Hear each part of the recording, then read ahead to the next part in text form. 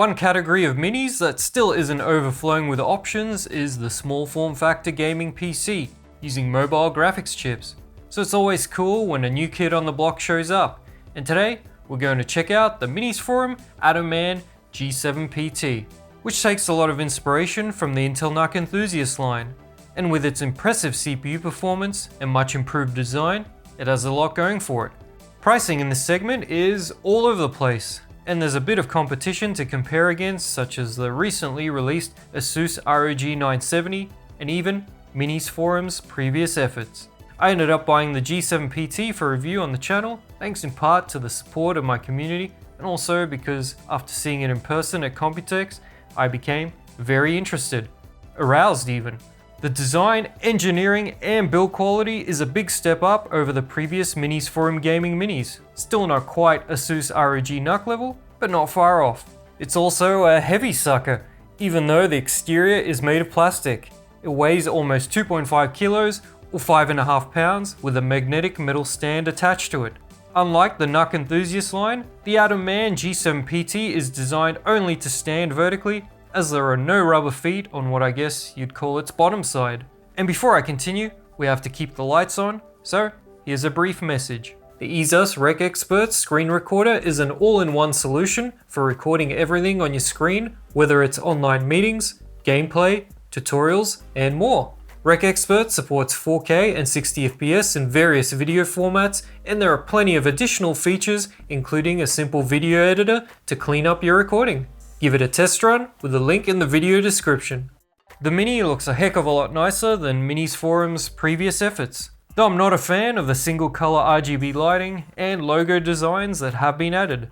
I do remember some comments saying the skull logo of the Intel NUC enthusiast line looked childish. Well, I think it looked much better than this. But whatever, at least you can turn the lighting off. Inside the AtomMan G7 PT is AMD's Ryzen 7945HX, which we haven't looked at before. How exciting.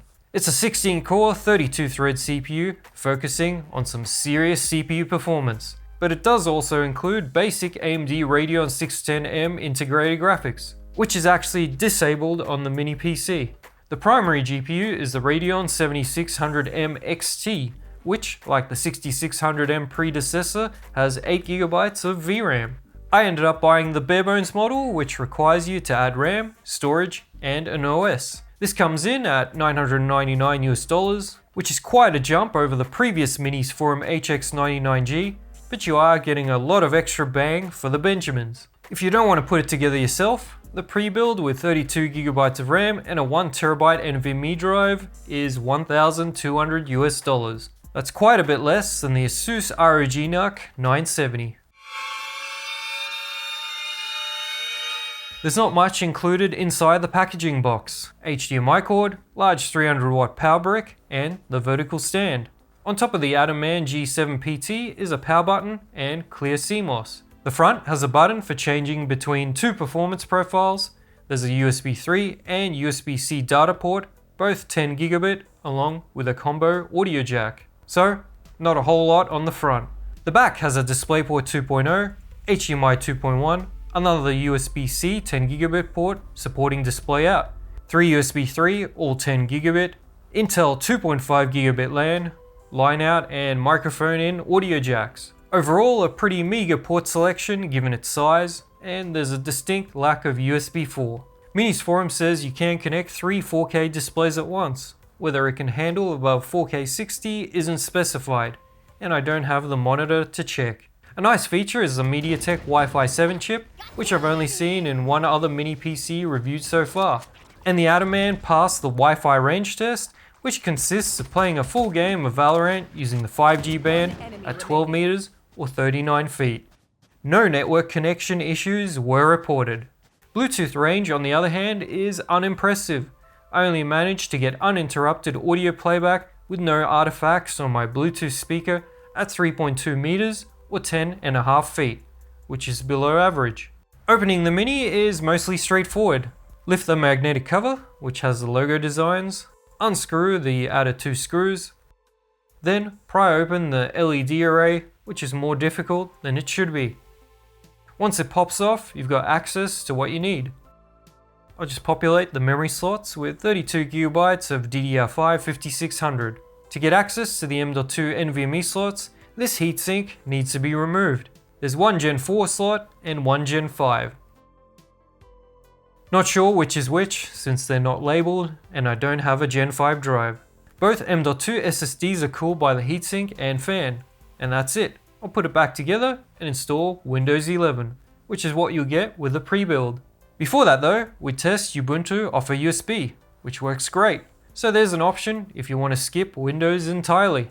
And with that, we move on to the benchmarks. All the previous gaming minis reviewed are included, as well as adding the Minisforum UM890 Pro to showcase the difference between the flagship Radeon 780M integrated graphics versus the dedicated GPU minis. Okay, so the Ryzen 7945HX in the AtomMan has impressive single-core performance, beating out the Core Ultra 9. Switching the Mini's performance mode didn't improve the score, but it makes a big difference in multi-core, and there's a large gaping hole between first and second place. None of the other gaming minis reviewed come close. In Geekbench, both AMD Ryzen minis come out on top in single-core and even in multi-core. The AtomMan is the fastest at H.264 software video encoding, and the same with AV1. It's pretty clear the G7 PT is the fastest mini tested in CPU metrics. Switching to AV1 hardware encoding, which uses the GPU instead of the CPU, and the AtomMan and ROG NUC 970 are very close to each other, except one is using AMD's VCE and the NUC is using NVIDIA's NVENC hardware encoder. Moving on to the other GPU benchmarks. The 7600M XT surprisingly comes out ahead of the RTX 4070M in Firestrike DX11, but it does fall behind in DX12. Still a large gain over the 6600M found in the Minisforum HX99G. The Steel Nomad Lite benchmark came out recently, so there's limited data, but here it is. A good look at the difference between the best integrated graphics and a dedicated mobile GPU. The Radeon 780M isn't even a third of the score. Before we look at the direct comparison against the ASUS ROG NUC 970, let's look at a few examples against the Minisforum HX99G. All game tests use the performance mode. In Forza Horizon 5, the average FPS is up by over 20% and the 1% lows are drastically improved thanks to the new CPU. It's a similar improvement in God of War.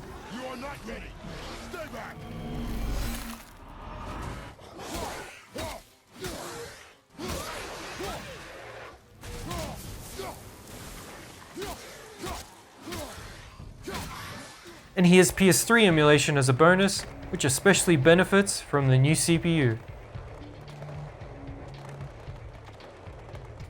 Since there's limited space on screen for side-by-side comparison shots, we're showcasing the AtomMan at 1080p on the left, 1440p in the middle, and the ROG NUC 970 at 1440p on the right. The 7945HX does wonders for Valorant, which has always been CPU bottlenecked on mini PCs. The ASUS ROG Mini can't keep up at all. League of Legends is another CPU heavy game. Getting 1000 FPS is bananas.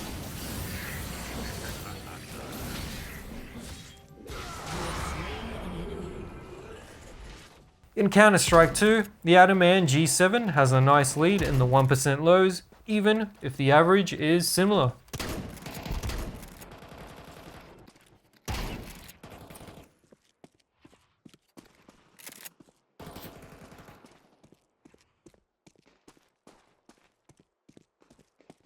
The final esports game test is Dota 2.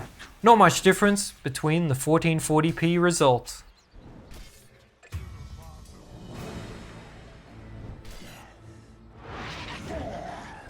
The first AAA game is Forza Horizon 5, and the results are close at 1440p.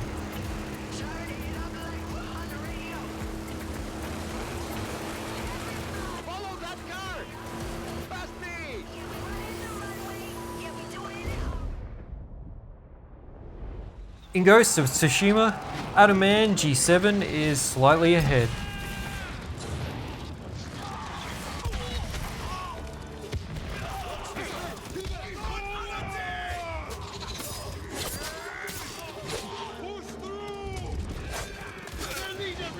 But the ROG NUC with its 4070M has a substantial lead in Hellblade 2. Pushes back. She's so far from home, from all she's ever known, half drowned, lost in a world still clouded to her eyes, which she won't yield. And it's the same deal in Robocop. As you'd expect, the RTX 4070M should edge out the 7600M XT in most games.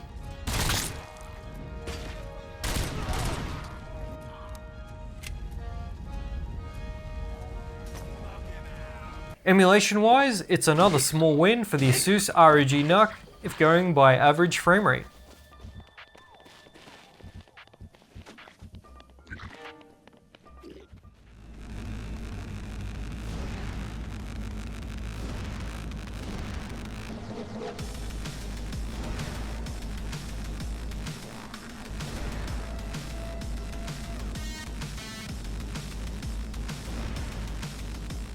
But that's not all.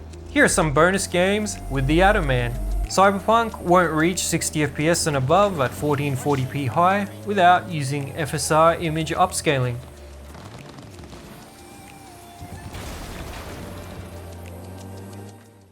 Of course, no USB 4 or Oculink port means no external GPU, but the 7600M XT should hold up as a 1440p gaming rig for a while yet, if you don't mind using image upscaling or lowering the detail.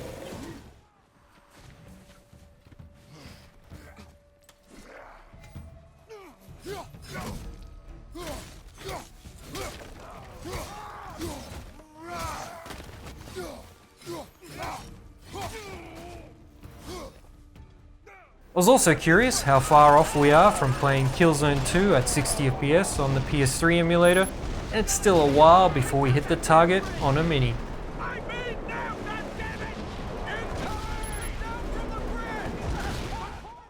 Minisforum's AtomMan G7 PT makes a nice video editing workstation, although no integrated SD card reader is a big miss. If you mash the delete key on startup, you'll enter the BIOS. There are a few settings such as AC failure resume in advanced ACPI. If you want to change the fan curve, that can be done in advanced hardware monitor.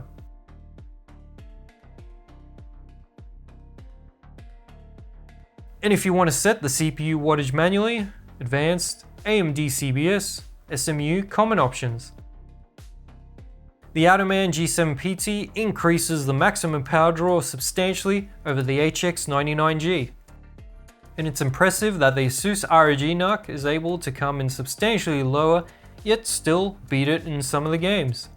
At 30 watts idle power draw, it chugs more than most of the gaming minis I've tested when doing nothing. You might have already seen when playing Valorant, running the AtomMan G7 PT with an uncapped frame rate using performance mode shoots the CPU temp up to 94C. While it's lower than the ASUS ROG's maximum, it was much lower in gaming. Here's the GPU and hotspot temperature, one of the better results. If you were hoping for a quiet mini PC, this isn't it.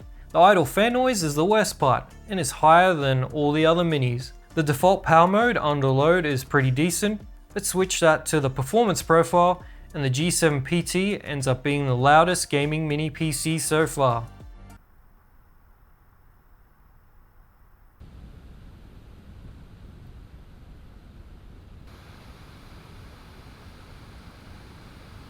Well, if you've gotten this far, you would have seen that the SSDs have plenty of cooling, and my drive had low temps even with the thrash test. Okay, so let's weigh up the pros and cons. Minisforum's AtomMan G7 PT is their best designed gaming mini yet. The CPU performance is very impressive and in a league of its own for the form factor. Including a Gen 5 M.2 slot and Wi-Fi 7 is forward thinking and also puts it ahead of the rest. The magnetic vertical stand is solid, heavy, and holds the Mini firmly. However, the Bluetooth range is weak and idle fan noise is high. For its size, it doesn't impress with its port selection. There's no USB 4, SD card reader, and only 6 USB ports, which we've seen included on much smaller mini PCs. There's no horizontal standing support for the Mini, and the CPU runs hot, even during gaming. Overall, I had a good time testing and gaming on the Minisforum AtomMan G7 PT. There's been a massive bump in CPU performance, and the GPU also sees over a 20% gain against the 6600M.